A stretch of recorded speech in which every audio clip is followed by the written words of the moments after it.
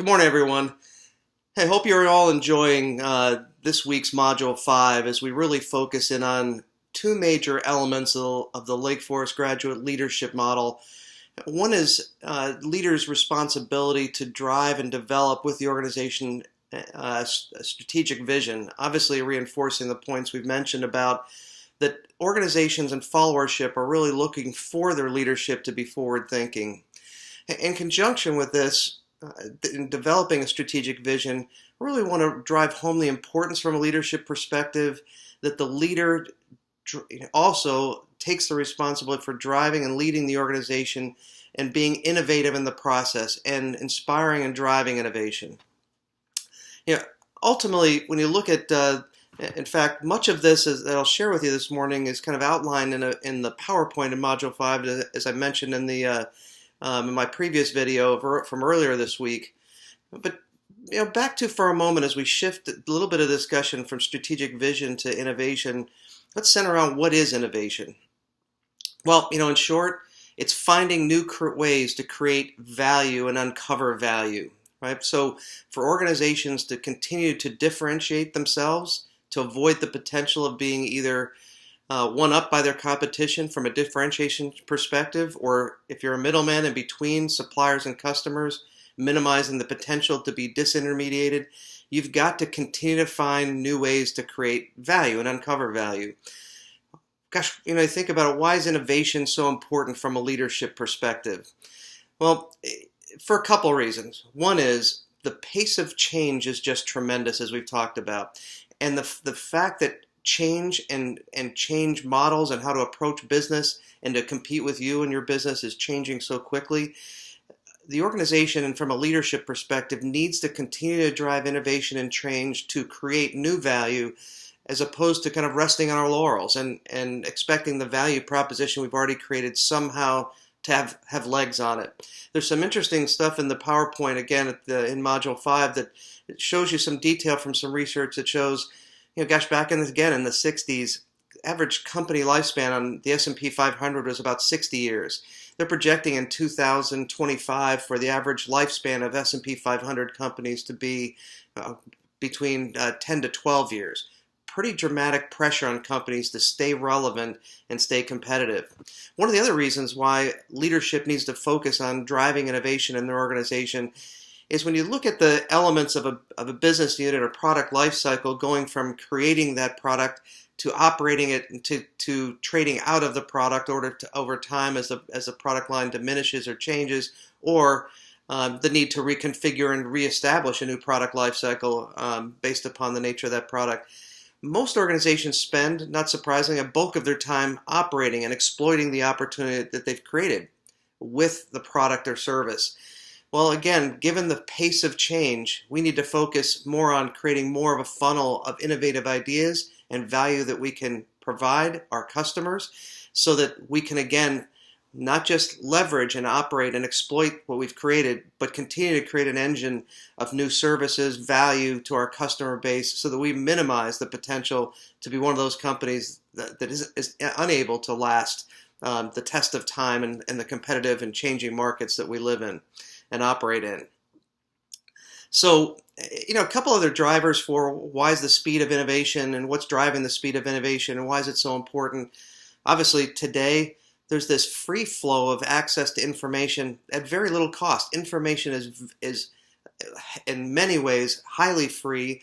Not only is it free and accessible, but the ability to take and analyze that information to determine new competitive strategies is so tremendous. We're seeing that with high-tech companies, just as an example, like Apple or Google, that are using tremendous amount of collected information in order to drive innovation in ways that they bring strategic value to their customers.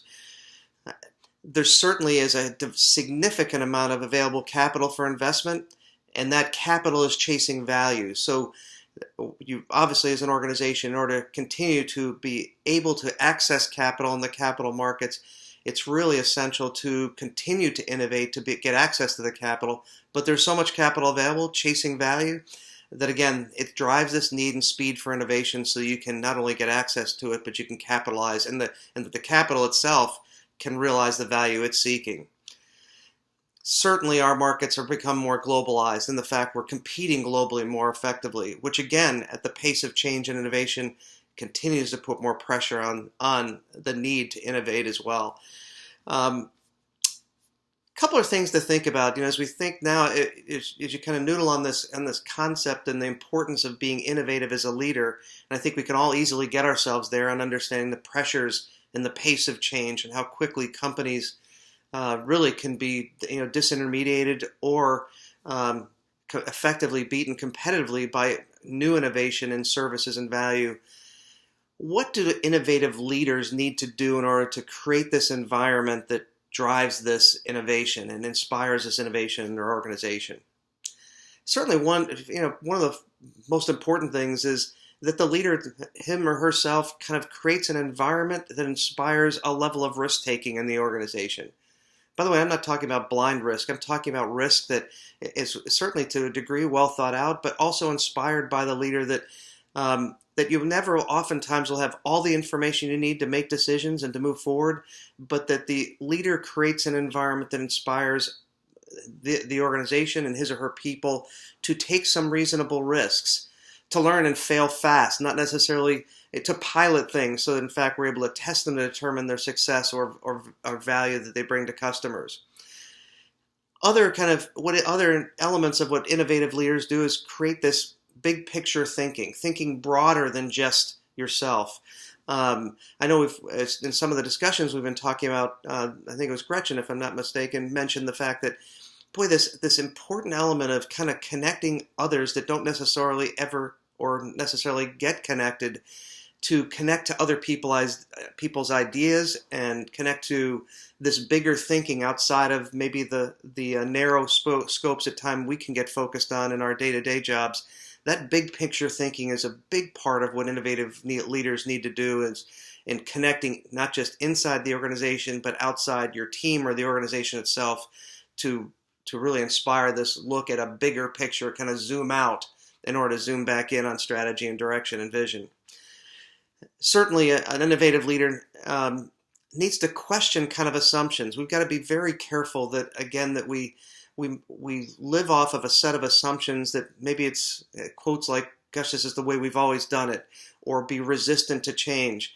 The reality is we can point out many different companies that we certainly have known during our lifetimes that once were highly effective and competitive, but somehow started to didn't challenge themselves, challenge the status quo, question the assumptions upon which they operate, and look out of the box of this big picture thinking. So innovative leaders really need to question status quo, question assumptions you're making about what value your customer's looking for and where you're going, in order to, by challenging that status quo, looking at new innovative ways to approach solutions.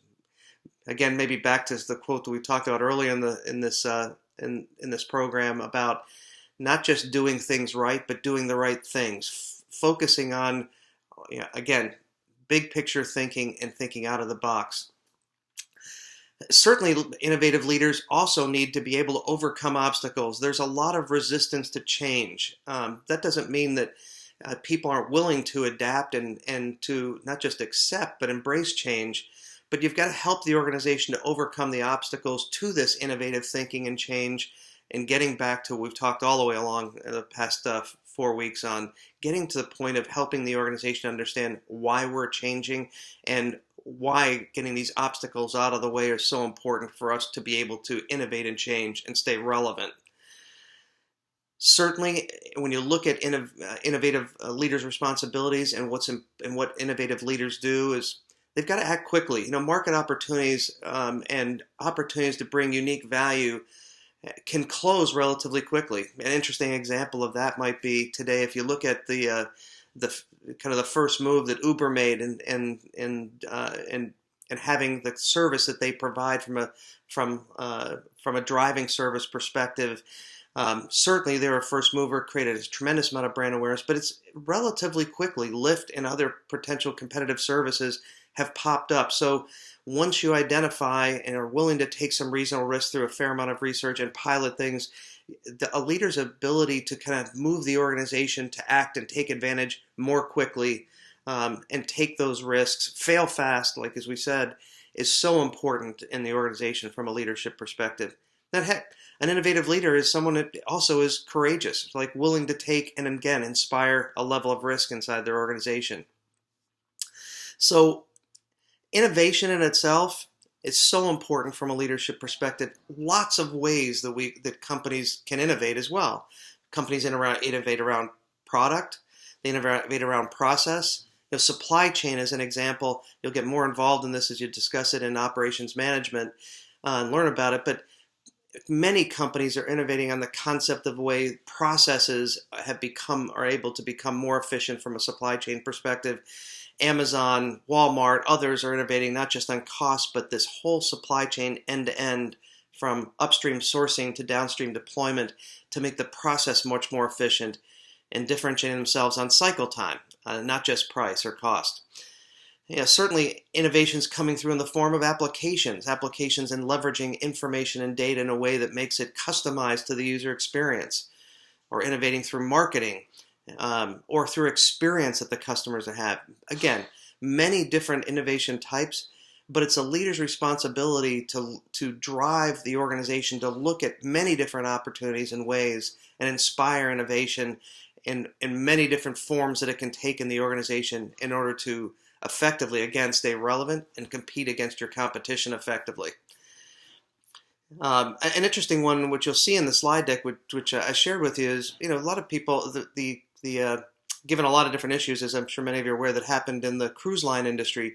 Carnival Cruise Lines was really quite challenged with figuring out ways they continue to grow and encourage and find new value they could bring to a customer base or expand the opportunity to serve other customers.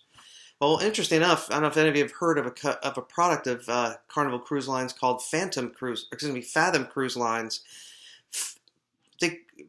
Carnival inspired innovation in their organization and created an entirely new model to encourage people to take what are really unique kind of impact travel experiences, get involved in giving back to others in conjunction with traveling to unique destinations and helping other groups or people around the globe, and kind of connecting from a purpose perspective to people's desires to help others.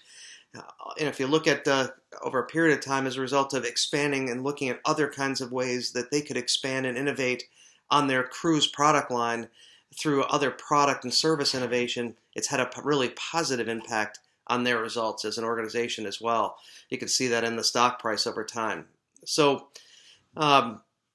again, this importance of innovative leaders, and that's why I really look for all of you in terms of discussion. Share your thoughts of what you think you can do to help create innovation and inspire innovation in your teams as you lead in an organization.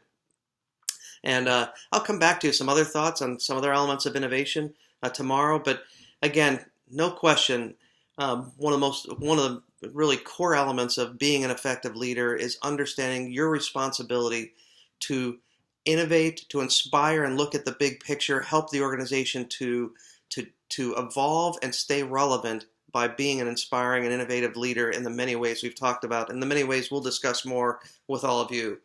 Back to you again tomorrow with some more thoughts on this concept of innovation.